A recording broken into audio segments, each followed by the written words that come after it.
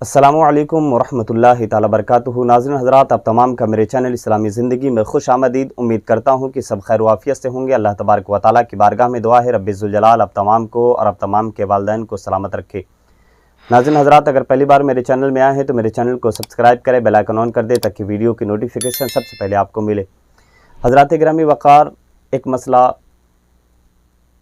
یہ ہے کہ آج جو سنی بریلوی کہتے ہیں یا غوث اعظم المدد یا رسول اللہ المدد یا مشکل کشا المدد، تو اس بات کو لے کر وہابی کہتے ہیں کہ یہ شرک ہے، یہ رب کی ذات میں کسی اور کو شریک ٹھہرانا ہے، کیونکہ حقیقی مدد کرنے والا صرف رب کی ذات ہے۔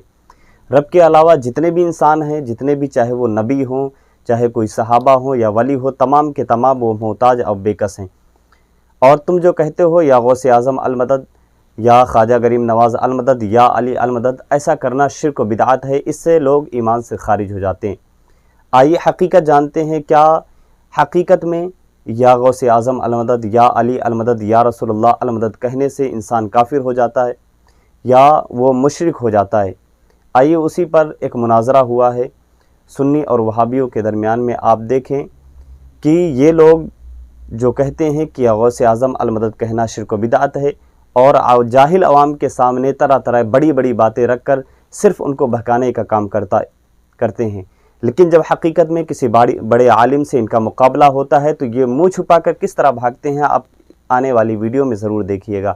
آئیے مل کر وہ مناظرہ دیکھتے ہیں، اس کے بعد گفتگو کرتے ہیں۔ دیکھیے ابھی مشتاق بھائی بتا رہے تھے کہ آپ کا یہ دعویٰ تھا کہ ہمارے امام سرکار سیدی اعلیٰ حضرت رحمۃ اللہ علیہ انہوں نے وہ شرک کرتے تھے، تو ذرا آپ ایک دو دلیل سے بتا دیتے کہ شرک کی تعریف کیا ہے اور ان کا ایسا کون سا عمل ہے جس کی بنا پر آپ ان کو مشرک کہتے ہیں، تو تاکہ عوام کو بھی پتہ چل جائے، پھر ہم بھی انشاءاللہ اسی حساب سے جواب دے دیں۔ اس لیے کہ آپ کا دعویٰ غالباً یہ ہے، اگر میں غلط نہ ہوں تو، کہ اعلیٰ حضرت کی کتابوں سے شرک ثابت ہے، اس کا مطلب انہوں نے شرک کی دعوت دی تو وہ مشرک ہوئے۔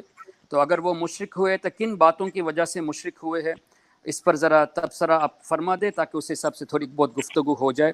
ہاں، یہ بھی ذہن میں رکھنا کہ اگر کسی بھی شرک کو اگر آپ صحیح طور سے ثابت نہیں کر پائے تو آپ ہی پر بھی کفر کا فتویٰ لوٹے گا، یہ تو آپ جانتے ہوں گے چونکہ آپ پڑھے لکھے ہیں۔ اور ساتھ ہی ساتھ آپ کے جتنے بھی علماء ہیں جن کے یہ عقائد ایسے ہی ہے جو اعلیٰ حضرت کے تھے، تو ان سب پر پھر جو ہے نا شرک کا فتویٰ لاگو ہوگا۔ تو اگر آپ قبول کرتے ہیں سب کو مشرک کہنے کے لیے تو آپ اپنی گفتگو کو آگے بڑھائیے اور اپنے اوپر بھی کفر کا لاگو ہونے کا سوچ سمجھ کر اپنی گفتگو کو آغاز فرمائیے تاکہ ویورس بھی سن لے، پھر انشاءاللہ ہم بھی اس کا جواب دیتے ہیں۔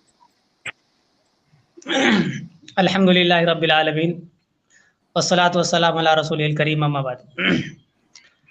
قبل اس کے کہ میں آپ سے کچھ اور بات کروں، پہلے آپ سے یہ کہہ دیتا ہوں کہ انہوں نے جو مشتاق بھائی ہیں، میں تو ان کو نہیں پہچانتا، البتہ انہوں نے مجھ سے یہ کہا کہ آپ سے بات کرائی جائے گی اس تعلق سے کہ استعانت بغیر اللہ پر بات ہوگی، اور استعانت بغیر اللہ پر بھی ابھی بات صرف اس پر ہوگی کہ جو اس کے شرائط ہوں گے، بات کرنے کے جو شرائط ہوں گے، یا آپ اس آڈیو میں جو ابھی ہم بات کرنے کے لیے آپ بیٹھے ہیں، اس میں صرف آپ اپنا عقیدہ اور اپنا خیال تقریراً و تحریراً میرے سامنے پیش کریں گے، اور میں اپنا عقیدہ اپنا خیال تقریراً و تحریراً آپ کے سامنے پیش کروں گا۔ یہ جب دونوں طرف سے یہ بات طے ہو جائے گی، پھر ایک الگ وقت متعین کر کے دونوں کتاب کے صفحہ لے کر بیٹھیں گے کہ ہمارے دلائل کیا ہیں اور آپ کے دلائل کیا ہیں۔ ابھی ہم اس لیے بالکل بھی نہیں بیٹھے ہیں کہ اعلیٰ حضرت کی شخصیت کیا ہے یا انہوں نے شرک کفر کیا ہے کہ نہیں، ہم صرف اس لیے بیٹھے ہیں کہ استعانت بغیر اللہ پر بات کرنے کے لیے جو شرائط اور اصول ہیں اس کو ہم اور آپ ابھی طے کریں گے، بس۔ جی، تو اچھی بات ہے آپ کا یہ کہنا کہ پہلے اصول پہ بات کر لیں گے یا شرائط طے کر لیں گے، لیکن شرائط طے کرنے کے لیے کوئی موضوع بھی چاہیے نا۔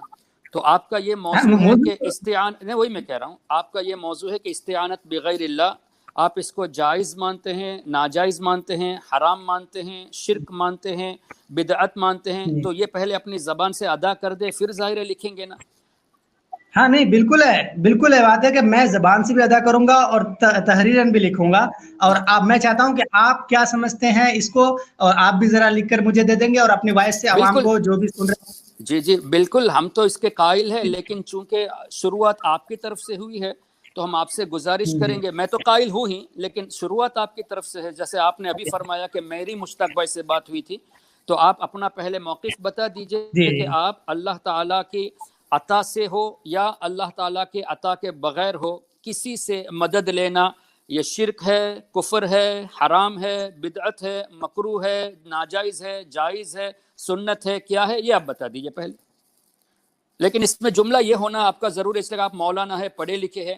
اللہ تعالیٰ کی عطا سے ہو یا غیر عطا سے، کسی کو اللہ تعالیٰ کی عطا یا غیر عطا سے مددگار ماننا یہ شرک ہے، کفر ہے، حرام ہے، ناجائز ہے، بدعت ہے، مکروہ ہے، جائز ہے، مستحب ہے، کیا ہے؟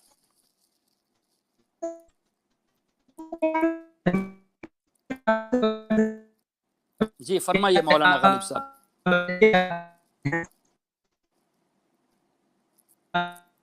شاید آپ کا نیٹ ورک ذرا سلو ہے.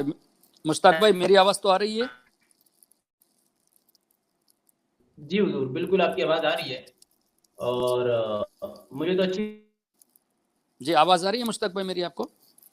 وہ تشریف لے گئے ہیں ابھی شاید پھر. ہاں تو میں چونکہ ابھی تک وہ ان کا نیٹ شاید ڈسٹرب ہے، تو اب دوبارہ میرا یہ پیغام ان کو پہنچا دیجیے گا اگر ان کو آنے میں دیر ہو یا نہ آ سکے کسی وجہ سے، کہ اللہ کی عطا سے بھی کسی سے مدد مانگنا یہ شرک ہے یا کفر ہے یا حرام ہے یا بدعت ہے یا ناجائز ہے یا مکروہ ہے یا پھر جائز ہے یا پھر مستحب ہے، کیا ہے یہ اپنا قول بھی پہلے بتا دے اور اس کو تحریر میں لکھ دے، پھر ہم ہمارا موقف لکھتے ہیں، اس لیے کہ انہوں نے شروع کیا تو ظاہر ہے ان کی طرف سے پہل ہونی چاہیے.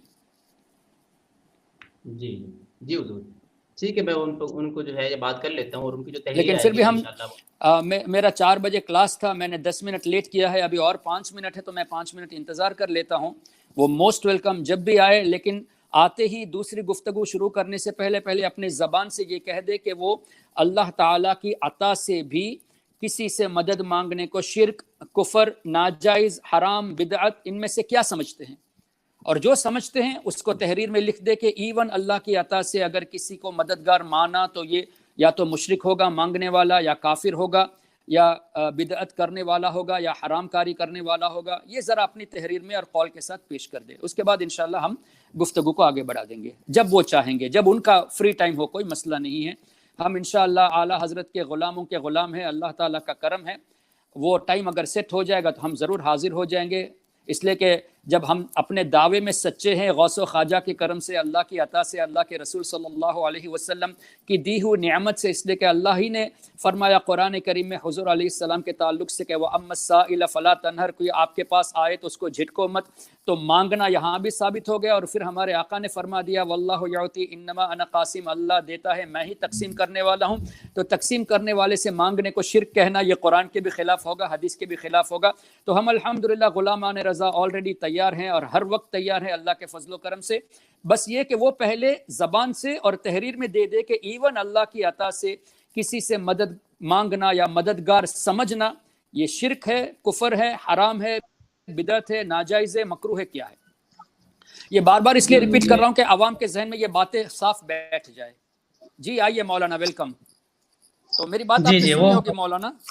نہیں بالکل نہیں، بہت دیر سے میں نے آپ کی باتیں نہیں سنی، میں وہ ذرا پتہ نہیں کیا ہو گیا تھا، آواز آپ کی نہیں آ رہی تھی. اچھا تو میں دوبارہ کہہ دیتا ہوں کہ میں ضرور میرا دعویٰ پیش کروں گا، لیکن پہل آپ کی طرف سے ہوئی ہے تو میں آپ سے پہلے مؤدبانہ گزارش کروں گا کہ آپ کا یہ جو دعویٰ ہے کہ اللہ تعالیٰ کی عطا سے کسی کو مددگار ماننا، کیا یہ شرک ہے یا کفر ہے یا حرام ہے یا ناجائز ہے یا مکروہ ہے، یہ آپ زبان سے بھی کہہ دیں گے اور اس کو تحریر میں بھی لکھ دیں گے. یہ دعویٰ اگر آپ کر دیں گے پھر میں اپنا دعویٰ پیش کر دوں گا، پھر انشاءاللہ ہم ایک وقت متعین کر کے قرآن اور حدیث کی روشنی میں استعانت پر گفتگو کریں گے. اب چونکہ آپ نے پہلے نہیں سنا تھا، میں آڈینس کو بھی سنانا چاہتا ہوں اور آپ کے سامنے دوبارہ سنا دیتا ہوں. آپ کا یہ کہنا کہ اللہ کی عطا سے بھی کسی کو مددگار ماننا یا تو شرک ہوگا یا کفر ہوگا یا حرام ہوگا یا ناجائز ہوگا یا بدعت ہوگا یا مکروہ ہوگا، ان میں سے آپ کس کو مانتے ہیں وہ زبان سے بھی کہہ دے اور لکھ کر بھی دے دے، بڑا کرم ہوگا. بالکل بالکل. اول تو یہ ہے کہ میں اس لیے نہیں بیٹھا تھا کہ ابھی نفس مسئلہ پر بات کروں، لیکن اگر آپ چاہ ہی رہے ہیں کہ میں نفس مسئلہ پر بھی کچھ ابھی تک بات ہو جائے تھوڑی بہت، اگر آپ چاہ رہے ہیں. نفس مسئلے کی بات نہیں ہے حضرت، یہاں نفس مسئلے کی بات نہیں ہے. آپ جو شرائط طے کرنے آئے ہیں تو نہیں حضرت، شرائط کو طے کرنے کے لیے کس بات پر شرائط طے کرنی ہے؟ جو مقصد ہے شرائط طے کرنے کا وہ موضوع ہے نا، اس موضوع کو بتا دیجئے. ہاں ہاں وہی تو ہم کہہ ہم ہاں ہاں استعانت بغیر اللہ، استعانت بغیر اللہ جائز ہے کہ ناجائز ہے؟ اس مسئلے پر جو اصول اور ضوابط پہ جو شرائط طے کرنے تھے کہ کس اصول پر ہم بات کریں گے، اس لیے یہ ویڈیو جو ہے ابھی بات کرنے کے لیے یہ وقت کا متعین کیا گیا تھا۔ نہیں بالکل حضرت، شرائط طے کرنے کے لیے شرائط کس بیس پہ ہوگی؟ آپ کا موقف پہلے ہونا چاہیے نا، موقف کے بعد ہی تو شرائط طے ہوگا۔ ہم نے یہ ویڈیو اسی لیے کیا گیا ہے تاکہ دونوں کی طرف سے موقف کا اظہار ہو جائے کہ تو آپ اپنا اظہار کریں نا موقف کا، آپ اپنا موقف کا اظہار کریں نا۔ اب ایک بات یہ، اگر آپ چاہتے ہیں کہ ہم بات کریں یا موقف کا اظہار کر دیں تو لیجئے میں آپ سے کہہ ہی دیتا ہوں کہ پہلی بات تو یہ کہ ہم معجزے کو برحق مانتے ہیں۔ معجزے کی بات نہیں ہے، معجزے کی بات نہیں ہے، کرامت استعانت کی بات ہے، آپ ہی نے فرمایا تھا۔ نہیں تاکہ آپ کو پتہ لگ جائے اللہ نہیں آپ ہٹیے مت حضرت موضوع سے۔ استعانت اللہ تعالیٰ کی عطا سے کسی سے استعانت لینا، یہ آپ اس کو شرک مانتے ہیں یا کفر مانتے ہیں یا حرام مانتے ہیں، کیا مانتے ہیں آپ؟ لیکن حضرت آپ اس کے بعد اطمینان ظاہر شرائط ہوگی نا، نہیں شرائط کب ہوگی؟ اب ایک بات ہے کہ میں خالی کہہ دوں کہ میں آپ سے شرائط طے کرنے آیا ہوں، بس کس بات پہ؟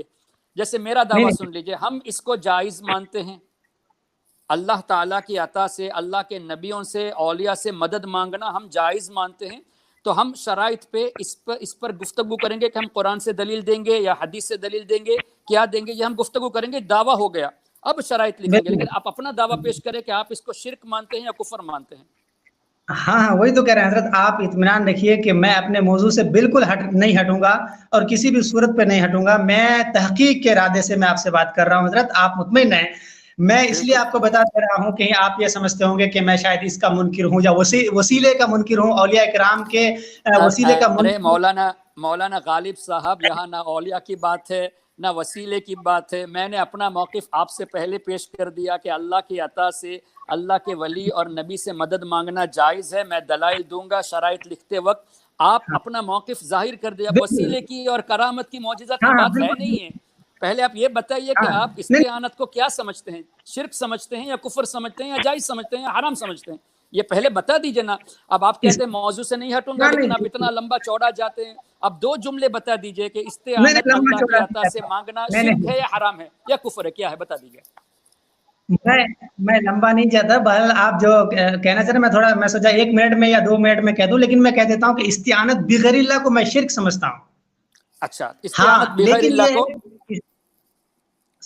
شرک سمجھتے ہیں، لیکن اس کی ڈیفینیشن، اس کی تھوڑی سی تفصیل وضاحت میں کرنا چاہتا ہوں کہ اس کا اب کیا مطلب ہے، کہ ایسا نہ ہو کہ آپ کچھ اور سمجھ کے مجھے کہنے لگے کہ آپ نے اس لیے میں کہہ رہا ہوں، مطلب یہ ہے کہ وسیلہ نہیں ہونا چاہیے، وسیلے کے ہم خود قائل ہیں، بلکہ وسیلے کو خیر و برکت سمجھتے ہیں اور اس کو بہترین چیز سمجھتے ہیں وسیلے کو، اولیاء کرام۔ دوسری بات یہ کہ استعانت بغیر اللہ جو ہم شرک سمجھتے ہیں، استعانت بغیر اللہ جو ہم شرک سمجھتے ہیں، وہ بھی استعانت ظاہری اسباب کے علاوہ ہونا چاہیے، یعنی ما فوق الاسباب استعانت کو، وسیلہ بھی نہیں ہونا چاہیے، ما فوق الاسباب استعانت ہونا چاہیے، اور وہ کرامت بھی کسی بزرگ کی نہیں ہونی چاہیے جب آپ دلیل پیش کریں گے، یا معجزہ بھی نہیں ہونا چاہیے، اس کے علاوہ جو چیز ہوگی اس کو ہم شرک کہتے ہیں۔ اب آپ چاہیں تو بات کر لیں، ایک مثال دے دیجئے، اس کی ایک مثال کیا آپ کہنا چاہتے ہیں کہ کرامت بھی نہ ہو، وسیلہ بھی نہ ہو، تو کس طرح کی مدد، یہ ذرا وضاحت بھی کر دے تاکہ آڈینس کو بھی پتہ چلے حضرت، کوئی مثال تو آپ کے ذہن میں ہوگی نا؟ نہیں وہی جیسا کہ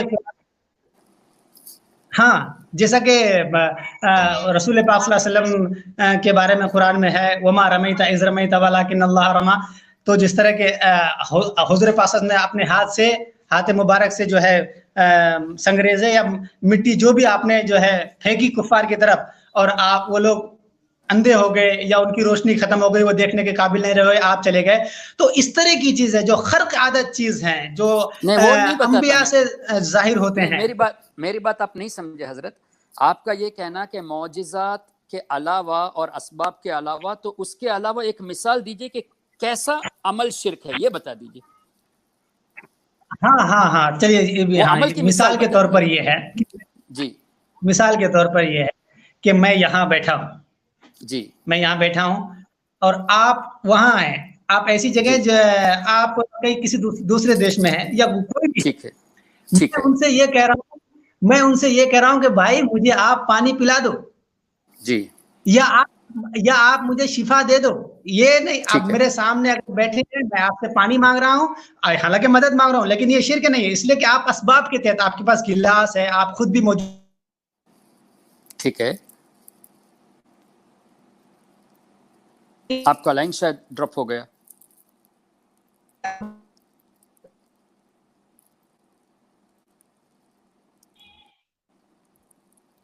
मुश्ताक भाई शायद इनकी लाइन ड्रॉप हो गई है।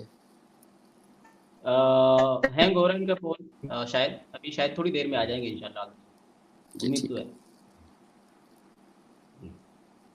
अच्छा, अपने व्यूवर्स को मैं जब तक बता दूं कि ये जो डिस्कशन है ये इंशाल्लाह चलती रहेगी, आज मुकम्मल ना होगी, फिर जब मुकम्मल होगी तो ये इंशाल्लाह चलती रहेगी डिस्कशन आज हज़रत हाफ़िज़ इहसान इकबाल कादरी साहब के साथ में इंशाल्लाह।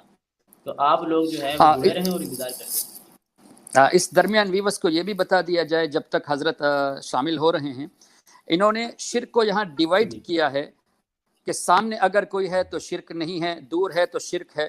यानी सामने अगर कोई है तो उसकी पूजा जायज़ है, दूर अगर है तो उसकी पूजा जायज़ नहीं। इसलिए कि शिर्क की तारीफ यही है, अल्लाह के साथ किसी को शरीक ठहराना, किसी को इबादत के लायक समझना।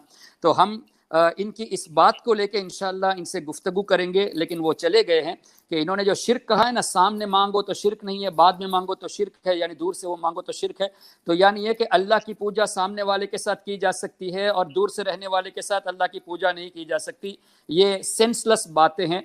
तो आवाम इन बातों को जहन में रखे और इससे कंफ्यूज ना हो कि इनकी बात सही है, बल्कि ये अल्लाह ताला के साथ शिर्क को जायज़ समझते हैं करीब रहने वालों के साथ। ये ज़रा जहन में रख लें इस बात को।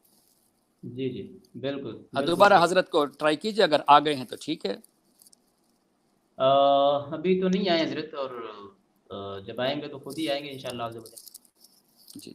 बहरहाल जितने भी लोग वो सवाल पूछ रहे हैं, तो उसके हवाले से मैं बता दूं कि भाई वो नाजायज़ है। मैंने भी उसको नाजायज़ ही कहा है, मुफ्ती कासिम ज़िया साहब ने भी उसको नाजायज़ ही कहा है, हमारे जितने भी उलमा हैं सब ने नाजायज़ ही कहा है।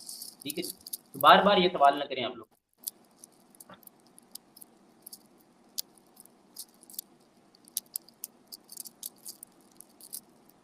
अच्छा, इस पर जो है वो क्या नाम है, जा अल हक में मैंने पढ़ा था, मुफ्ती अहमद यार खान नईमी रहमतुल्लाह ताला अलैह, आपने इस हवाले से इरशाद फरमाया था कि कुछ लोग कहते हैं कि दूर की आवाज़ें सुन लेना, अगर कोई ये अल्लाह के हबीब सरकार दो आलम सल्लल्लाहु ताला अलैहि वसल्लम की ये अक़ीदा रखे कि वो दूर की आवाज़ें सुन लेते हैं, तो चूँकि ये सिफ़त अल्लाह तबारक व तआला है दूर की आवाज़ को सुन लेना, तो कोई अगर ये अक़ीदा, ये सिफ़त रसूल करीम सल्लल्लाहु ताला अलैहि वसल्लम की मान ले तो ये शिर्क हो जाएगा। बहुत सारे लोग ये एतराज़ करते हैं। तो इसका जवाब जो है वो इरशाद फरमाते हैं, कहते हैं कि दूर की आवाज़ को सुन लेना ये अल्लाह तबारक व तआला की सिफ़त नहीं है, क्योंकि दूर की आवाज़ें तो वो सुनता है जो खुद बंदों से दूर हो। अच्छा, ये आ गए हैं, मैं अपनी बात बाद में कर लूँगा इंशाल्लाह। ये गालिब देवबंदी साहब आ गए हैं, मैं इनको लेता हूँ। जी, पता नहीं नेटवर्क प्रॉब्लम है क्या है कि वो फिर आवाज ही नहीं आती, ना मेरी आवाज जाती है ना आप हजरात की आती। जी हाँ, नहीं आपकी तो हमें साफ आ जाती है, कोई मसला नहीं है। तो आप ये कहना चाहते हैं कि अगर एक आदमी सामने है तो वो सबब में आ गया, तो उससे उसके साथ मामलात करना वो अल्लाह के साथ शरीक ठहराना नहीं हुआ, और जो दूर है जिसको बज़ाहिर असबाब नहीं है वो शिर्क है। यानी आप शिर्क को दो कैटेगरी में डिवाइड करते हैं, अल्लाह के साथ शरीक करने को आप जो है ना डिवाइड कर रहे हैं। ये जो डेफिनेशन आप बता रहे हैं शिर्क की, कि सामने वाले के साथ शिर्क नहीं है, दूर वाले के साथ शिर्क है, ये कहाँ से अप्लाई है? कुरान की कौन सी आयत में है, कौन सी हदीस में है कि शिर्क को भी दो किस्म किया जा सकता है? यानी अल्लाह के साथ किसी से पूजा करना, इसको दो किस्म से किया जा सकता है। ये ज़रा बता दे कि सामने वाले की पूजा जायज़ है और दूर वाले की पूजा जायज़ नहीं है। ये ज़रा मुझे वजाहत कर दे। आप मौलाना है तो हम ज़रा खुशी से सुनना चाहते हैं आपसे ये बात। देखिए, अव्वल तो ये है कि हम ना तो यहाँ किताब लेकर बैठे हैं और ना ही हमने दलाइल को जहन में मुस्तज़र करके आपसे अभी बात करना चाहिए, लेकिन फिर भी हम ये कहते हैं कुरान पाक में है, औज़ु बिल्लाहि मिनश शैतानिर रजीम, बिस्मिल्लाहिर रहमानिर रहीम, व ताअवनु अलल बिर्रि वत तक़वा वला ताअवनु अलल इस्मि वल उद्वान, कि आप यानी अल्लाह ताला कह रहे हैं लोगों से कि तुम भलाई के कामों पर और नेक कामों पर एक दूसरे की मदद करो। मिसाल के तौर पर कोई हमसे पानी मांग रहा है, तो अब मेरा फर्ज है कि मैं उसको पानी पिलाऊं, और मैं तो ये है चूंकि जाहिर में है, लेकिन यही चीज अगर मैं कोई ऐसी चीज में जो दूर में है या पास ही में है मगर असबाब के बगैर मैं उससे मांग रहा हूं कि भाई आप मुझे बगैर पानी बगैर कुछ दिए आप मेरा प्यास बुझा दो, तो ये यानी رہ کر بھی ایک شکل ہے اس کی کہ یہ کوئی شرک ہو جائے اگر اگر ترک کیا جائے تو دور میں رہ کر بھی ہے. تو میں سمجھتا ہوں کہ قرآن کی اسی آیت سے یہ ظاہری اسباب نکلتا ہے. باقی اور بھی دلائل ہیں تو میں ابھی دلائل لے کر بیٹھا نہیں. جی مولانا غالب صاحب، میں آپ سے ایک مؤدبانہ ایک گزارش کرنا چاہتا ہوں. آپ جو ہے نا اپنے ان جملوں کو جو ہے نا آئندہ کبھی کسی سے کہیے گا نہیں، اس لیے کہ لوگ جو ہے نا آپ کو جو مولانا سمجھتے ہیں پھر ان کو کچھ اور بھی سمجھنا پڑے گا. اس کی وجہ یہ ہے کہ شرک ہر حال میں شرک ہے حضرت. شرک میں جو ہے نا ڈیویژن نہیں ہے. ہاں یہ آپ کہہ سکتے ہیں کہ آپ کا یہ موقف ہے کہ قریب والے سے مدد مانگنا جائز ہے، دور والے سے ناجائز ہے، تب وہ الگ بات ہو جائے گی. حرام ہے. اب اگر آپ نے لفظ شرک کہہ دیا تو شرک کا مطلب اللہ کے ساتھ شریک ٹھہرانا ہوا، تو اس کا مطلب یہ ہوا کہ قریب والے کو شریک ٹھہرا سکتے ہیں، دور والے کو شریک نہیں ٹھہرا سکتے. تو یہ عالم کی شان نہیں ہوگی حضرت. پھر آپ اپنے کو بھی بدنام کر رہے ہیں، اپنے استادوں کو بھی بدنام کر رہے ہیں، اپنے انسٹیٹیوٹ کو بھی بدنام کرتے ہیں کہ شرک کی ڈیفینیشن یہ ہے کہ وہ ہر حال میں شرک ہوگا. ایسا ہرگز شرک کی ڈیفینیشن نہیں. اگر آپ اگر اسباب کو بیچ سے ہٹا دیں، اگر آپ اسباب کو نکال دیں تو میں کہہ رہا ہوں قریب سے بھی اس کی شکل بن جائے گی. دور سے تو ہے ہی، چونکہ عموماً جب قریب سے مانگتے ہیں، کسی سے مدد مانگتے ہیں تو چونکہ اسباب ہوتا ہے، اس لیے میں نے اس کو مثال میں پیش نہیں کی. لیکن اگر پاس میں رہ کر بھی، جیسا کہ کوئی ڈاکٹر کے پاس گیا اور ڈاکٹر سے بجائے یہ کہ آپ میرا ذریعہ بنے یا مجھے اسباب دیں یعنی دوائی دیں، بجائے اس کے ڈاکٹر سے یہ کہے کہ مجھے آپ شفا دیں، تو یقیناً وہ قریب میں رہ کر بھی شرک ہوگا، اس میں کوئی شک نہیں. اچھا تو میں ڈاکٹر کے پاس اگر جاتا ہوں جی، تو اگر آپ ڈاکٹر کے پاس یہ جا کے کہتے ہیں، اگر آپ کا اعتقاد یہ ہے کہ شفا کی طاقت ڈاکٹر کی دوا میں اللہ نے رکھی ہے اور یہ جملے کہے کہ آپ میری دوا کر دے تاکہ مجھے ٹھیک ہو جائے، تو یہ شرک ہو جائے گا؟ نہیں، میں ان سے تو یہ کہوں گا کہ آپ صرف اسباب دے دیں، اسباب جو آپ کو اللہ نے جوڑا اسباب کے ساتھ اس پر آپ اپنا کام کر لیں، یعنی مجھے دوائی دے دیں جو اسباب ہے. ہاں نہیں تو اگر ڈاکٹر کے سامنے یہ جملے کہے، اعتقاد یہ ہے کہ اللہ نے دوائی میں شفا رکھی ہے اور ذریعہ ڈاکٹر کو بنایا ہے، تو میں یہ کہوں میرے پیٹ میں درد تھا، فلاں گولی پی تو درد ختم ہو گیا، تو کیا یہ شرک ہوگا حضرت؟ جی آپ کی آواز نہیں آئی، آپ ذرا دوبارہ ارشاد فرما دیں. جی میں یہ عرض کر رہا ہوں کہ آپ کو پیٹ میں درد ہوا اور آپ نے ایک گولی کھائی، جیسے پیناڈول یا پیراسیٹامول کھائی، آپ کا عقیدہ یہ ہے کہ اللہ نے گولی میں شفا رکھی ہے. آپ نے کسی سے کہہ دیا کہ میں پیٹ میں بہت تکلیف تھی، میں نے گولی کھائی تو مجھے ٹھیک ہو گیا، تو کیا یہ شرک ہوگا؟ بالکل نہیں. کیوں نہیں ہوگا؟ بالکل نہیں. اس لیے آپ کے جملے یہ ہے کہ گولی سے شفا ملی، تو شرک ہوگا یا نہیں ہوگا؟ نہیں، کسی نے گولی سے تو شفا ملی نہیں. میں نے یہ کہا گولی سے شفا ملی، گولی تو اسباب کے دائرے میں آیا، ذریعہ بنا. نہیں ارے آپ نے میری بات سمجھا نہیں حضرت. میں یہ کہہ رہا ہوں کہ جیسے میرا یہ عقیدہ ہے کہ دوائی میں اللہ نے شفا رکھی ہے اور میں نے اپنے سر میں درد کے وقت جو ہے نا میں نے گولی کھائی تو گولی پینے سے مجھے شفا مل گئی. اب میرا یہ جملہ شرک ہوگا یا نہیں؟ جبکہ میرا عقیدہ ہے کہ اللہ نے شفا رکھی ہے گولی میں، تب کیا ہوگا؟ یہ جملے میرے یہ ہے کہ گولی کھائی تو سر میں درد ختم ہو گیا، اس جملے کی بنا پر کیا میں مشرک کہلاؤں گا؟ جی بالکل. جی نہیں بالکل نہیں، بالکل نہیں. کیوں نہیں کہہ لیں گے؟ کیونکہ آپ نے گولی کو ایک اسباب سمجھا، ذریعہ سمجھا. بالکل آپ نے گولی کو ایک اسباب سمجھا، ذریعہ سمجھا. ٹھیک ہے. اسی طرح اللہ کے فرشتے ہمیں نظر نہیں آتے، جیسے آپ نے کہا نا کہ سامنے نہ ہو، نظر آنے والی چیز نہ ہو، دور ہو تو وہ شرک ہے. اللہ کے فرشتوں کو اللہ تعالیٰ نے ہماری نظروں سے اوجھل رکھا ہے، اور اللہ نے قرآن میں فرمایا فرشتے مددگار ہیں. وَإِنَّ عَلَيْكُمْ لَحَافِظِينَ اور وَهُوَ الْقَاهِرُ فَوْقَ عِبَادِهِ وَيُرْسِلُ عَلَيْكُمْ حَفَظًا. میں نے فرشتوں کو دیکھا نہیں اور میں نے یہ کہا کہ فلاں فرشتے نے یعنی فرشتوں کی جماعت نے میری مدد کی، تو کیا یہ شرک ہوگا حضرت؟ تو پھر اس کا مطلب یہ حضرت کہ آپ فرشتوں سے بھی مدد مانگتے ہیں؟ بھائی میں کیا مانگتا ہوں؟ اللہ نے فرمایا وَأَيَّدَهُمْ بِرُوحٍ مِّنْهُ، اللہ تعالیٰ فرشتوں کے ذریعے مدد فرمائے گا. یہ رب نے فرمایا، آپ نے قرآن نہیں پڑھا حضرت؟ درس نظامی میں قرآن کریم کے آئے سورہ مجادلہ میں اللہ تعالیٰ نے فرمایا وَأَيَّدَهُمْ بِرُوحٍ مِّنْهُ، اللہ تعالیٰ مومنوں کی جبریل علیہ السلام کے ذریعے مدد فرمائے گا. تو اللہ تعالیٰ نے مدد کے لیے مقرر فرمایا فرشتوں کو. یہ آپ نے نہیں پڑھا حضرت؟ اور کیا یہ آیت نہیں پڑھی وَهُوَ الْقَاهِرُ فَوْقَ عِبَادِهِ وَيُرْسِلُ عَلَيْكُمْ حَفَظًا، اللہ نے فرشتوں کو حفاظت کے لیے مقرر فرمایا. کیا یہ آیت نہیں جی پڑھی وَإِنَّ عَلَيْكُمْ لَحَافِظِينَ، اللہ تعالیٰ نے فرشتوں کو حفاظت کے لیے مقرر فرمایا، یہاں بھی فرمایا۔ آپ کیسے مولانا ہو حضرت، آپ اپنے مدرسے کو بھی بدنام کرتے ہیں، آپ کہتے ہیں کہ فرشتوں کی مدد جائز نہیں ہے، یہ تو قرآن سے ثابت ہے حضرت۔ فَإِنَّ اللَّهَ بالکل هُوَ بالکل مَوْلَاهُ وَجِبْرِيلُ وَصَالِحُ الْمُؤْمِنِينَ وَالْمَلَائِكَةُ بَعْدَ ذَلِكَ ظَهِيرٌ، اولیاء تو مددگار ہے، صالحین مددگار ہے، فرشتے بھی مددگار ہے۔ قرآن کریم سورہ تحریم میں آ گیا، سورہ مجادلہ میں آ گیا، اور اسی طرح آخری 30ویں پارے میں آ گیا، سورہ انعام میں آ گیا۔ اب اس کے بڑھ کر آپ کیا چاہتے ہیں حضرت؟ تو اس کا مطلب تو آپ کو اس سے نہیں یہ پتا کہ ثابت ہوا فرشتے ہے، اللہ کی عطا سے فرشتے مدد کر سکتے ہیں، یہ آپ کو نہیں معلوم تھا حضرت؟